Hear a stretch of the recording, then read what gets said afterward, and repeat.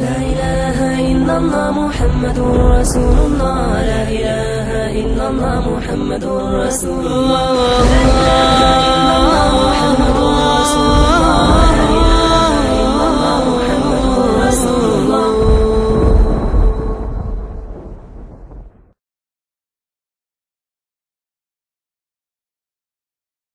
له ومن يضلله فلا هادي له وأشهد أن لا إله إلا الله وحده لا شريك له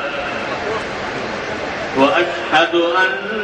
سيدنا وسندنا ونبينا ومولانا محمدا عبده ورسوله صلى الله تعالى عليه وعلى آله وأصحابه وبارك وسلم تسليما كثيرا أما بعد فأعوذ بالله من الشيطان الرجيم بسم الله الرحمن الرحيم وأما بنعمة ربك فحدث آمنت بالله صدق الله مولانا العظيم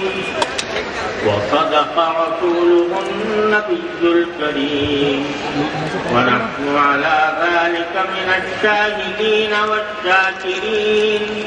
والحمد لله رب العالمين.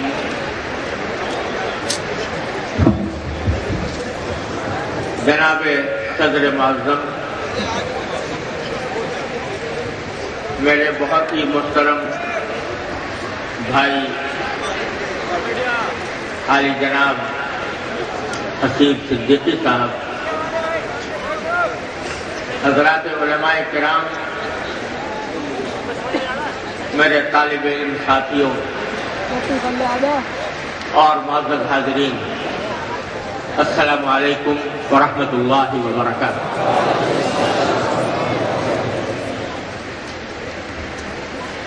مجھے اللہ تبارک و تعالی نے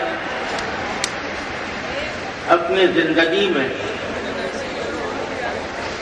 بے شمار مقامات پر خطاب کرنے کا موقع عطا فرمایا ہے،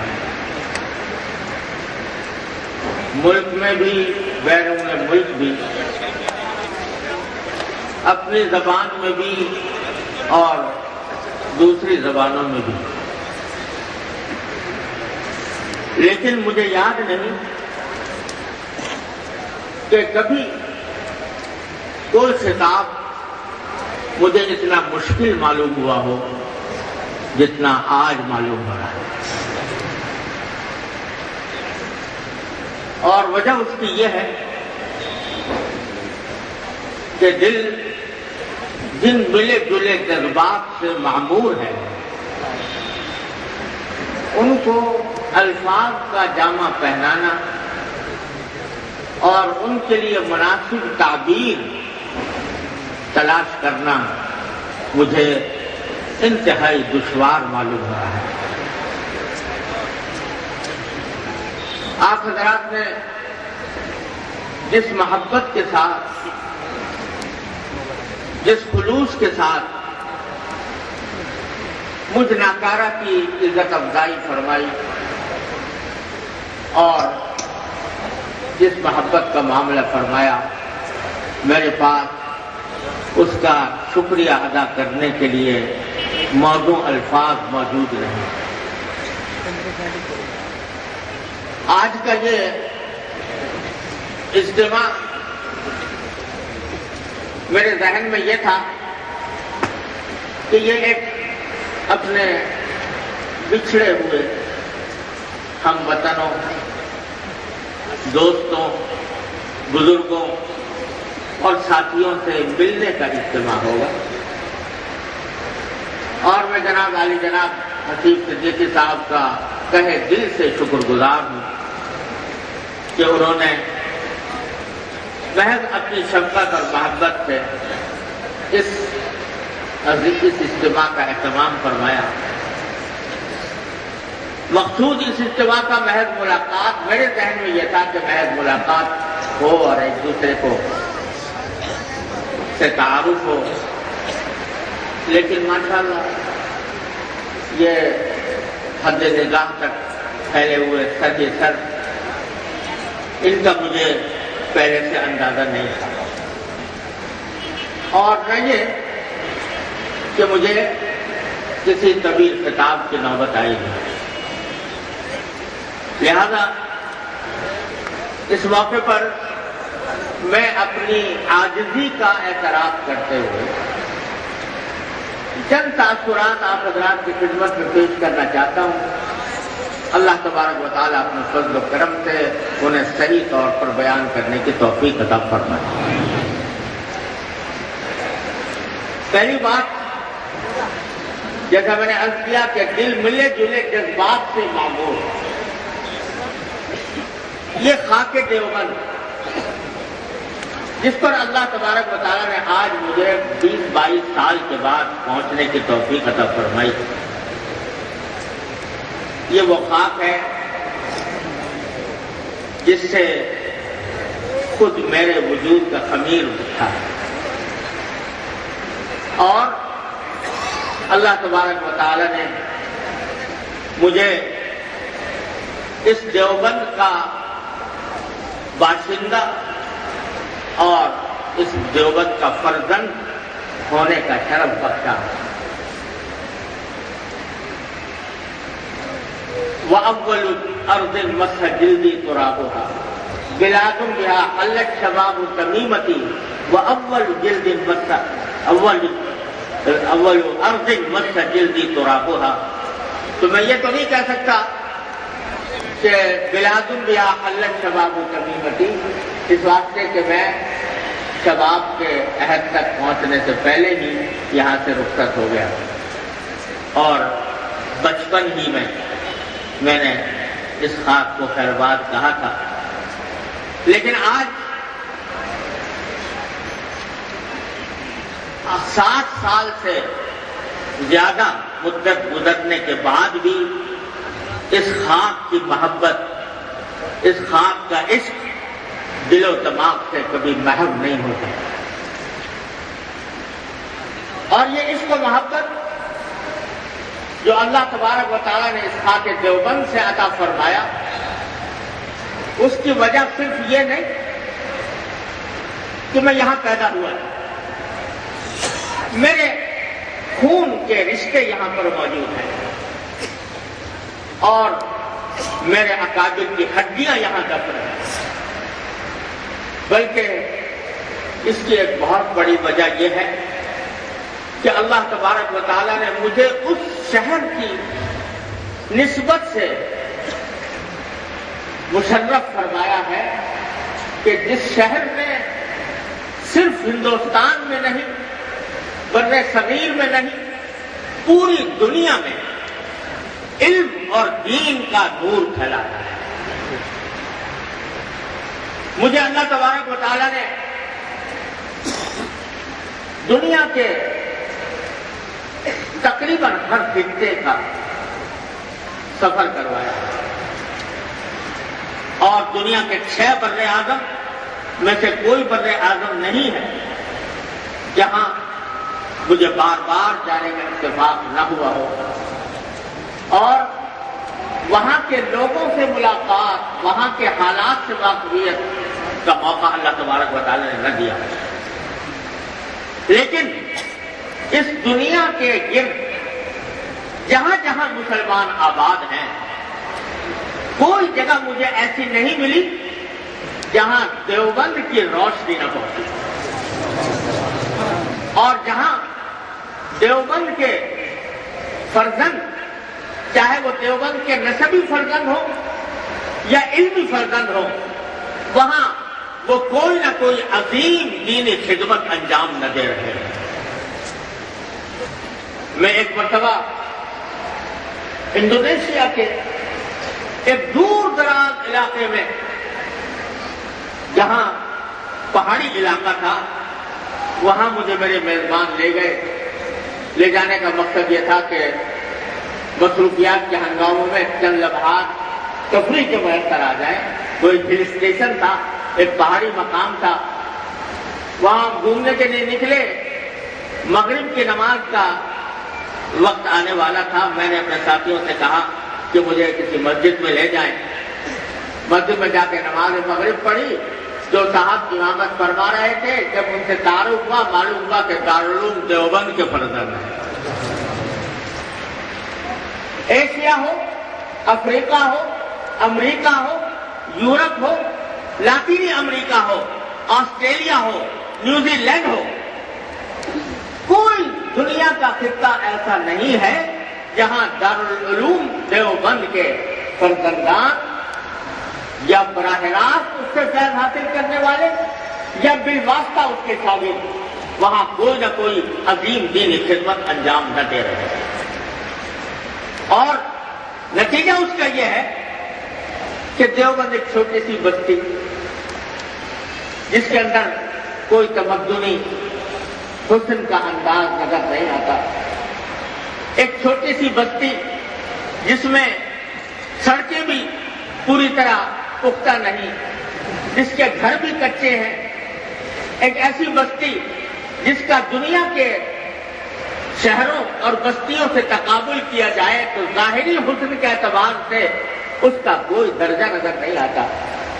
لیکن اللہ جل جلالہ کا کی قبولیت اور ہی چیز. وہ چاہے تو خاک کے ایک ذرے کو آفتاب و مہتاب بنا دے, وہ چاہے تو خاک کے ایک ذرے سے وہ کام لے لے جو آفتاب و مہتاب کے بھی بس میں نہ ہو. اللہ تبارک و تعالیٰ نے دیوبند کی خاک کو ایسا ہی مقدس اور ایسا ہی ایمان افروز بنایا ہے کہ جہاں جہاں اس کا نور پہنچا ہے, جہاں جہاں اس کی روشنی پھیلی ہے, وہاں کے لوگ دیوبند سے واقف. ہم عرب ممالک میں جاتے ہیں, عرب علماء سے ملتے ہیں, وہ ان سے اگر پوچھو ہندوستان کے کسی شہر کا, بڑے شہر کا نام, تو شاید سوائے دہلی اور ممبئی کے اور کسی شہر کا وہ نام نہ لے سکیں. لیکن اگر ان مشہور شہروں کے بعد کسی شہر کو وہ جانتے ہیں تو وہ دیوبند کے شہر ہے. وہ اس لیے کہ اللہ تبارک و تعالیٰ نے یہاں سے دین کا نور پھیلایا. تو میرے بھائیوں, میں اللہ تبارک و تعالیٰ کا شکر ادا کرتا ہوں, اور اس کے شکر ادا کرنے کا حق تو ادا ہو ہی نہیں سکتا کہ اس نے اللہ اپنے فضل و کرم سے مجھے نسبی اعتبار سے بھی, وطنی اعتبار سے بھی اس خاک سے نسبت عطا فرمائی. اور الحمدللہ اللہ تعالیٰ کے فضل و کرم سے انہی بزرگوں کے جوتے اٹھانے کی بھی اللہ تبارک و تعالیٰ نے توفیق دی, جن کا نور دنیا میں پھیلا ہے. میں اس موقع پر جو آپ حضرات کو کیا پیغام دوں, لیکن دل چاہتا ہے کہ ایک مختصر سا پیغام آپ حضرات کی خدمت میں اس موقع پر پیش کروں. وہ یہ کہ دیوبند کی یہ شہرت, اس کی یہ نیک نامی, اس کا یہ تقدس جو دنیا کی آخری حدود تک پھیلا ہوا ہے, اس کا بنیادی سبب کیا ہے؟ میں سوچتا ہوں کہ کیا اس کا بنیادی سبب یہ ہے کہ اس دیوبند نے, دارالعلوم دیوبند میں علوم اور علم و تحقیق کے دریا بہائے ہیں. اگر یہ بات ہو تو میرے پاس دوسرا سوال یہ پیدا ہوتا ہے کہ ایسے تو اور بھی بہت سی درسگاہیں ہیں جس میں ایک خالص علمی اور تحقیقی نوعیت کے کام ہوتے رہے ہیں. کیا اس دارالعلوم دیوبند کی شہرت اور ناموری اور اس کے نور کی وسعت کا سبب یہ ہے کہ اس دارالعلوم کے اندر کتب خانہ بڑا عظیم ہے, درسگاہیں بڑی شاندار ہیں, طلباء بڑی کثرت سے یہاں پر پڑھتے ہیں. تو میں یہ سمجھتا ہوں کہ یہ سبب بھی نمایاں نظر نہیں آتا, کیونکہ ایسی اور بہت سی درسگاہیں ہیں جس میں طلباء کی تعداد بھی زیادہ ہے, جس میں درسگاہیں بھی اچھی بنی ہوئی ہیں, جس میں اساتذہ بھی بڑے قابل پڑھانے والے ہیں. لیکن جس چیز نے دیوبند کو دیوبند بنایا, دیوبند کو عالمی قیادت کا مقام عطا فرمایا، وہ میں اپنے والد ماجد قدس اللہ تعالیٰ سرہ حضرت والد ماجد حضرت مولانا مفتی محمد شفیع صاحب رحمۃ اللہ علیہ، اللہ تعالیٰ ان کے درجات بلند فرمائے، ان کے الفاظ میں عرض کرتا ہوں۔ وہ فرمایا کرتے تھے کہ دیوبند کو دیوبند بنانے والی چیز صرف ایک تھی، وہ تھی دین کی صحیح تعبیر، دین کا صحیح تصور، دین کے اوپر صحیح اور اعتدال والا عمل۔ یہ اللہ تبارک و تعالیٰ نے جو اس خاک کے بوریہ نشینوں کو عطا فرمایا، وہ بڑے سے بڑے علماء و محققین میں نظر نہیں ہے۔ میرے والد ماجد رحمۃ اللہ علیہ فرمایا کرتے تھے کہ میں نے عرب ممالک میں بڑے بڑے محقق علماء بھی دیکھے ہیں، تحقیق و تدقیق کے شناور بھی دیکھے ہیں، فصاحت و بلاغت کے شہسوار بھی دیکھے، لیکن وہ البیلا رنگ جو میں نے اپنے دیوبند کے اکابر کے اندر پایا، وہ ساری دنیا میں کہیں اور نظر نہیں آیا۔ اور پھر یہ شعر پڑھا کرتے تھے کہ تولائے مردان ای پاک بوم، تولائے مردان ای پاک بوم، برنگیز تم خاطر شام و روم۔ وہ فرماتے تھے کہ میں نے اپنے اکابر کو جس طرح پایا، دین کی اور سنت کی جو تعبیر انہوں نے اپنے قول ہی سے نہیں، اپنے عمل سے، اپنے طرز عمل سے، اپنی زندگی کی اداؤں سے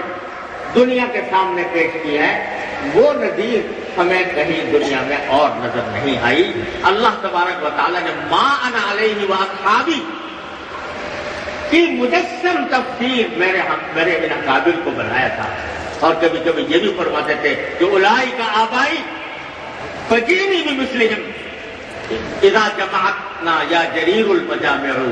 مجھے اللہ اپنے اکابر، جن اکابر کی دیکھنے کا شرف حاصل ہوا ہے، ان کی نظیر میں نے دیکھی۔ کیا بات تھی کہ دین کی صحیح تعبیر، سنت کا صحیح مقام اور سنت کی عملی تصویر ان کی زندگی کے اندر رچی بسی ہوئی تھی۔ اور اس کی مثالیں میں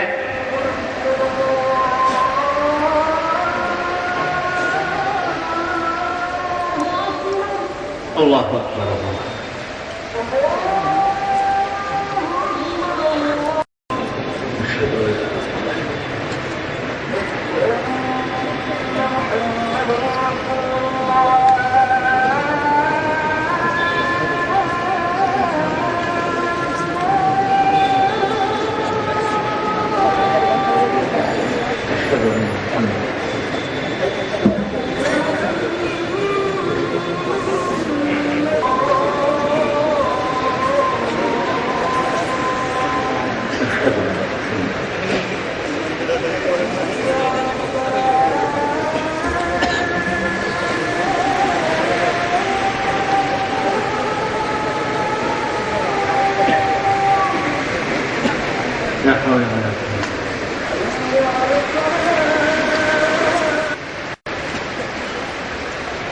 عرض یہ کر رہا تھا کہ میرے والد ماجد قدس اللہ تعالیٰ سرہ جو فرمایا کرتے تھے کہ میں نے بچپن تک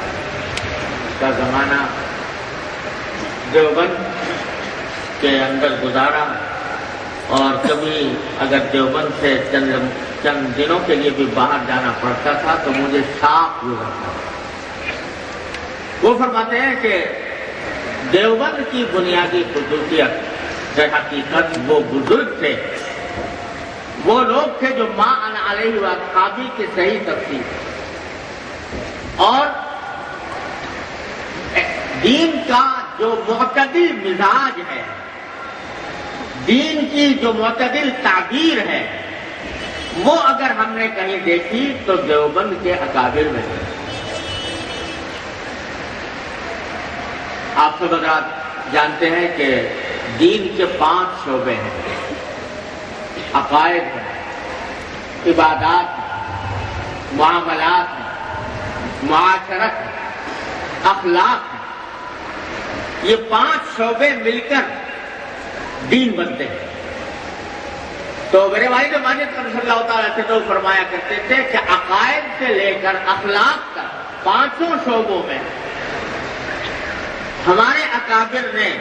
جو ایک معتدل مزاج اپنی تحریر و تقریر سے بھی اور اپنے عملی زندگی سے بھی پیش کیا، وہ ہے در حقیقت جس کا نام دیوبند۔ عقائد میں دیکھو تو اللہ تبارک و تعالیٰ عقائد میں اعتدال، حضرت حکیم الاسلام مولانا قاری محمد طیب صاحب رحمۃ اللہ علیہ کی 2 کتابیں اس موضوع پر موجود ہیں، اور اس میں ایک کے اوپر مجھے بھی کچھ تحریر لکھنے کا اتفاق ہوا ہے، جس میں نے یہ عرض کیا تھا کہ مسلک دیوبند کو واضح کرنے کے لیے در حقیقت کسی الگ کتاب کی ضرورت نہیں تھی، کیونکہ یہ کوئی فرقہ نہیں ہے جو جمہور امت سے ہٹ کر پیدا کر دیا گیا ہو۔ آپ عقائد کی کوئی بھی اہل سنت کی کتاب اٹھا کر دیکھ لو، وہ مسلک علماء دیوبند، اور صحیح احادیث قرآن و حدیث سے جو صحیح عقائد ثابت ہیں وہ اٹھا کر دیکھ لو، وہ مسلک علماء دیوبند۔ تو عقائد میں بھی اعتدال، عبادات میں بھی اعتدال، اور معاملات میں بھی اعتدال، معاشرت میں بھی اعتدال، اخلاق میں بھی اعتدال، دین کی یہ صحیح تصویر ہے جن اکابر نے پیش کی ہے دنیا کے سامنے۔ اور سب کچھ، وہ ایک جملہ مجھے والد ماجد کا کانوں میں گونجتا رہتا ہے، فرمایا کرتے تھے کہ وہ سب کچھ ہو کر بھی کچھ نہیں کرتے، یعنی سبحان اللہ والحمد للہ ولا الہ الا اللہ واللہ اکبر، سبحان اللہ والحمد للہ ولا الہ الا اللہ واللہ اکبر۔